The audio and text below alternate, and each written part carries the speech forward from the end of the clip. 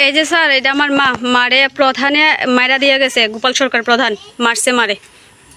আমরা কেউ বাড়িতে আসছিলাম না। এই দেখেন ঘর, আর ঘরের ভিতরে কিচ্ছু নাই, আমরা বাকি সব জিনিসই ভাঙা আছে, কোনো জিনিসই নাই আমরা ঘরে। ওখানে আমরা থাকার জায়গা নাই। যখন ভাঙে তখন তোমাদের কি আগে নোটিশ করছিল তারা? কোনো রকমের কোনো নোটিশ নেই, আমরা কিছু জানি না, কথা নাই বার্তা নাই, জাস্ট এসে আমরা কেউ উপস্থিত নাই সেই জায়গার মধ্যে। আমার মা ঘরের মধ্যে ছিল, ঘরের মধ্যে আমার মা খাটের মধ্যে শুয়ে রয়েছে। সেম টাইমে তারা বুলডোজার লাগিয়ে দিয়েছে। ভাবছে না একবারও যে ঘরের মধ্যে কেউ আছে কি নাই, মানুষটার কোনো ক্ষতি হবে কি হবে না, এটা একবারও ভাবি না। উপর থেকে কাট পড়েছে মার উপরে। আমাদের মতন মানে দরিদ্র শ্রেণীর মানুষ এরকম ভাবে এত কষ্ট করে একটা ঘর উঠিয়েছি, সেটা ভেঙে ফেলেছে। এখন তো আমরা রাস্তায় এসে পড়েছি, এখন তো আমাদের থাকার জায়গাই নেই। আমরা এক কাপড়ে ঘর থেকে বেরিয়েছি, আমাদের একটা জিনিস ভালো নেই। এই বাড়ি বাঙ্গার মানে ইতে আগে এই বাড়ি সরাইতে দিবে রাস্তা বড় করার জন্য, এইভাবে কেউ বলছিল? কেউ না না, এরকম কেউ বলে নাই, হঠাৎ এসেই। হ্যাঁ, কলেজ ইলেকশন যখন আমি এবিবি থেকে লড়েছিলাম বিজেপির হয়ে, তারপরে আমি আস্তে আস্তে কলেজ কমপ্লিট হয়েছে, তখন আমি পঞ্চায়েত ইনভলভ করেছি। সেই জায়গার মধ্যে কাজল পাল কিছু কাজ করছে, যেটার বিরুদ্ধে আমি কথা বলছি, মানে অন্যায়ের প্রতিবাদ। হ্যাঁ হ্যাঁ হ্যাঁ। কি নাম তোমার? মুক্তা সরকার। মানে শুধু আমি একা হয়ে তাইনের বিরুদ্ধে আছি, তাইনে যে অন্যায়টি করছে সেই অন্যায়ের বিরুদ্ধে শুধু আমি একা লড়ছি।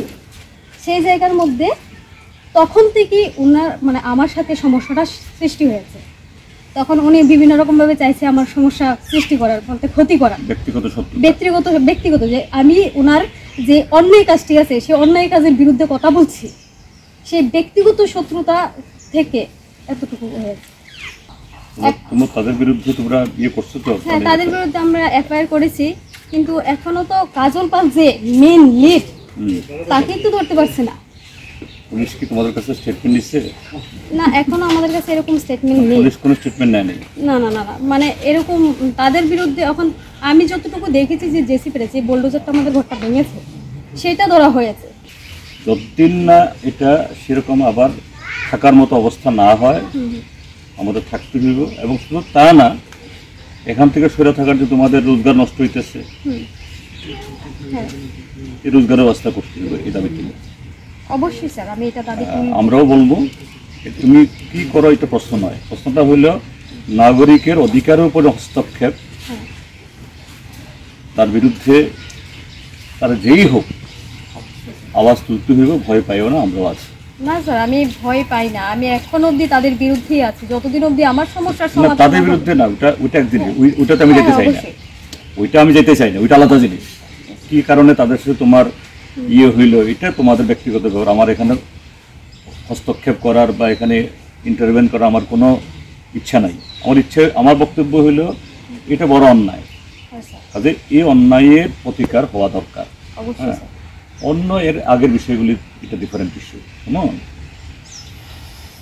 তো আমি যেটা বলছি বলবো না ওদেরকে, ওর ভাইও আছে এখানে, যে ত্রিপুরাজ্যের মধ্যে যে একটা একদল দুষ্কৃতী যারা গণতন্ত্র মানে না, নাগরিক অধিকার স্বাধীনতাকে অস্বীকার করে, তাদের হাতে হাইজ্যাক হয়ে গেছে প্রশাসন। তার নমুনা হলো এই যে দুঃখজনক ঘটনা বলল, ঘরের ভিতরে একজন বয়স্কা মহিলা থাকা সত্ত্বেও ঘরটা বাইরে থেকে বুলডোজার দিয়ে ভেঙে দিল। এটা চলতে পারে না। যাই হোক, প্রশাসন এসছে, এদেরকে এই এখন ডাকবাংলাতে আপাতত টেম্পোরারিলি ইয়ে দিয়েছে, কিন্তু এটা সমাধান না। একজন কালপ্রিট ধরা পড়ল না, তো একদিক থেকে তো কী হল যে কালপ্রিটদেরকে মানে এই মানে ইয়ে খোলা রেখে উপর দিয়ে একটু জল দেওয়া, এটা তো আরও অন্যায়। কাজে আমি তাদেরকেও বলবো আমরা আছি। ব্যক্তিগতভাবে কার সাথে কি হয়েছে এটা আলাদা জিনিস, এখানে আমরা এই ঢুকতে চাই না।